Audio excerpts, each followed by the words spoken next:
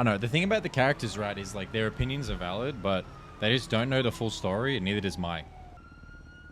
Like, I'm gonna be honest, like, as much as people should talk Future, Future's like #1 redeeming quality is he like always puts the gang first in his own way. And I don't think that Future the character would willingly sit Rissa. You know what I mean? Sure, he might scream when they get smoked, but like Future wouldn't sit Rissa. So like Mike doesn't think that that's how that happens. You know what I'm saying? Like Mike doesn't sit here and be like, "Oh yeah, that sounds like something Future would do." He doesn't think so. I don't think so. That just sounds like, you know, like typical miscommunication, misorganizing. People literally, like, bro, I talk a lot. Half the time when I'm in the car, motherfuckers aren't listening to the things that you're saying. Like, it's just how it is in the gang. Like, I'll say a Forehead, like, yeah, Forehead, by the way, there's a bomb underneath your seat. And he'll be like, what? Like, they don't hear what you're saying. So if someone like Rissa runs up and says, hey, Future, can I come to the cargo, please? There's like a not fucking small % chance that he just didn't even hear her, or, you know what I'm saying? Like, I don't think Future would sit Rissa for Zizo. And then like the gun thing, yeah, we do have a lot of guns, but majority of the time, like quite recently we have a lot of bullets, but like majority of the time since Cargo's come out, we have had very few bullets. Like if you looked at day to day, week to week, most of the time since we've had class 2s, we've had so few bullets. I don't know if when we last had 300 flechette, but I don't think we have 300 flechette right now. And like, you know, Zebra and Thomas being like, oh yeah, if we had class 2s, we could have saved Future. I don't know like how that shooting went, but I'm pretty sure they just got fucking annihilated by like 30 cops without getting a chance to set up. Like, the class 2 doesn't save you there, you know, like you're just gonna die. You should be able to use the class 2 in that situation. Like you should be able to just grab one, but it doesn't save you there. You know, like, hate to break it to you. I don't know, if we didn't care about the ammo, there's enough for us to run like 6 class 2s like 5 times in a row, I think. I'm pretty sure we could run full class 2 loadouts for like 5 fights and lose 5 in a row, like completely. By the end, we'd just be using shotguns, but like, I'm pretty sure we could run 2 AKs right now in a fight, probably 2 SMGs, and then like, God knows how many shotguns we could run. Yeah, ammunition's tomorrow. I know, I get it. It's just a lot of compounding issues. I think if they had keys, they wouldn't be pressed about this at all. The one thing, though, that is fucked, Mike thinks, is the fact that Future's pressing them to put shit in the warehouse. That's kind of cooked, if that is, like, how it happened. Like, no questions. If they said to Future, hey, I don't have any deagles, I need to keep this, and Future said, nah, it's got to go in the warehouse, that's kind of cooked. Because he has literally... like, Future's never done that to Mike. Like, Mike doesn't get treated like that. Every time Mike goes to a shootout, every single time Mike goes to a shootout, I keep, like, what I need. If I need some armor plates, I keep some armor plates. If I need the tourniquets, I keep the tourniquets. If I need a spare deagle, because I've only got 1 deagle in my house, I keep the deagle. And I don't take in excess, right? Like, in my house, I have 2 Glocks and 3 911s and 1 deagle. That's it. And to be honest, I could probably move all the Glocks and 911s just back to the warehouse. I just keep them because they're worth nothing, you know? Like, there's no reason to move them to the warehouse because we don't need them. Yeah. The thing is, though, like... I don't know how Ace, like, I don't know how to... If the gang has no digs, why would people keep them? Because if the digs are in the warehouse, they're for the gang members to use. And if the digs are in my hands, on me, or in my personal stash, they're for me to use. I'm in the gang. So as long as I'm not hoarding more than what I need, I have a deagle on me so that I can use it. Hey, what's up, Goopam? Just gotta be careful and not turn these small issues into big issues. I mean, realistically, any type of interesting RP would be interesting at this point. And the reality is, like, Mike is like an unbiased third party in this. Like, Mike, like, the reality is, Mike doesn't have any problems, but I can very clearly see why other people would. And I would prefer if we had like a more, if there was like a more structured, maybe not structured, but like a more concrete understanding of what we are and aren't allowed to do. But it's just tough because in the gang, we are allowed to steal from one another. It's a part of the culture. Like, Forehead has literally told Future that he should steal more from the gang financially, like money. Ming steals, Forehead steals. Like, Mike doesn't steal from the gang like they do, but if somebody gives me something and forgets to ask for it back, Mike's just started keeping it. Like, that's just how it is.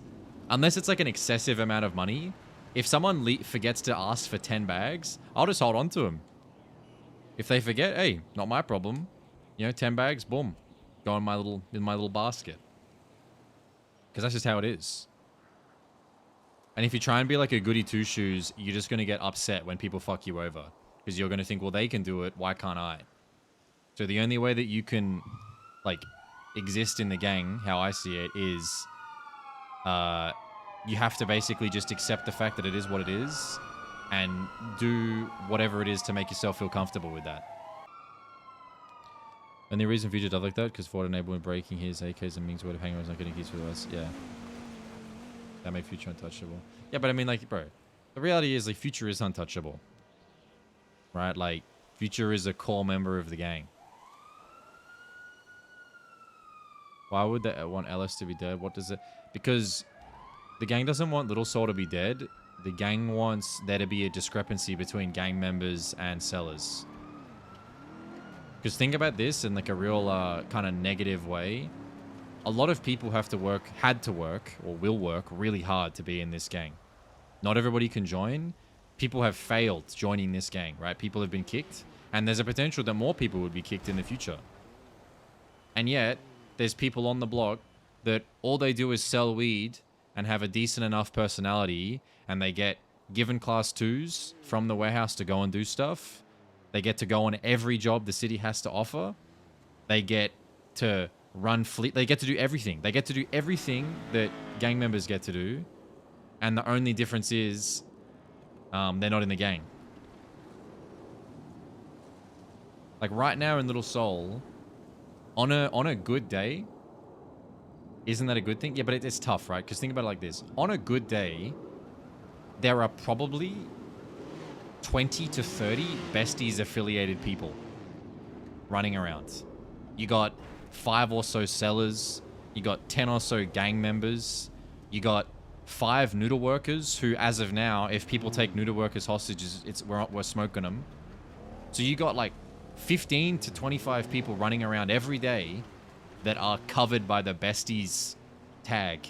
They can't be robbed. They can't be shot. They can't be taken hostage. Otherwise, there's going to be a problem. And all of them can come on jobs with us. Like, when you're that spoiled for choice, like, yeah, well, the thing is, like, we're not trying to become a smaller gang. We're just trying to create a difference between what it means to be in the gang and what it means to be a seller. We will still do things with them. They're still welcome to hang out. But you guys got to understand, there's like something a little bit like odd when you jump on radio and I say, yo, what's good? And everybody knows who I am. And everybody knows who Forehead is on our radio, right? Like, everybody knows who all the besties are, right? If we speak, they say, yo, what's up? Hey, what's up, Mike? Right? And then sometimes people will speak on radio and you go, who the fuck is that? Like, we're saying, yo, we're getting shot. And some random you've never heard in your life says, yeah, I'm pulling up. It's a little bit weird. Like, it's not a bad thing. It's not their fault. It's just, it's on us to create like a system where we know the people that are sliding for us. You know, we know the people who are out there spilling blood. How the fuck can you be a gang member gangbanging, going out there risking your life for motherfuckers you don't even know to pull up? You know? Like, we're a gang. Like, we're one of the biggest gangs in the city. You're strongest gang in the city. Like, we shouldn't need random sellers to come and save us when we're in trouble. Right? And that's not to say, like, that's the reason, but that's just, like, one point of the logic. Where it's like, we're already big enough as it is. I don't know, bro. I heard that back in the day, like, in fucking Gulag gang, there was, like, hang-around radio and shit like that. You know, like, originally, when the block started getting deep, what we did is we told all the sellers to be on a radio. And then, the main gang would be on a different one. Would you rather a seller pull up than nobody? Yeah, we would. It's just there needs to be a bit of separation between the two. It's just I don't really know how to explain it. It's just when someone like Lovemore wakes up, hops on the radio, and hears 20 motherfuckers that he doesn't know who they are, it just blurs the line. When Mike was in the noodle shop, I got given the gang radio. I got given the gang radio when they were at war with the manor. And I got given the gang radio during other moments of strife. Maybe in a month that I was working in the noodle booth, I got given the radio maybe like 10 times. And for a majority of that, it was exclusively because of war. And just think how different that is to now, where every seller is on the radio. Every seller gets to do every job. Remember when Mike was joining the besties, how it was like crazy that he got invited to go to Maze Bank? Like that was like a huge thing. Like they didn't have enough people, so they're like, fuck it, we'll bring Mike. Can you hack? Like that was like a huge thing for them to bring somebody who wasn't in the gang. Effectively a random. But nowadays it's like, it's completely different. Like, some of the sellers on this block are eating better than fully fledged and functioning gangs. Right? Motherfuckers like Zizo are going to more cargoes and like getting to do more content than fully fledged gangs like Chaos Legion. Maynard versus Micro. Bro. Shut your little bitch mouth, pussy. Go fucking Bunsen burner. Are you done with like your finals or whatever, by the way? Big Bimo? Like, you chilling?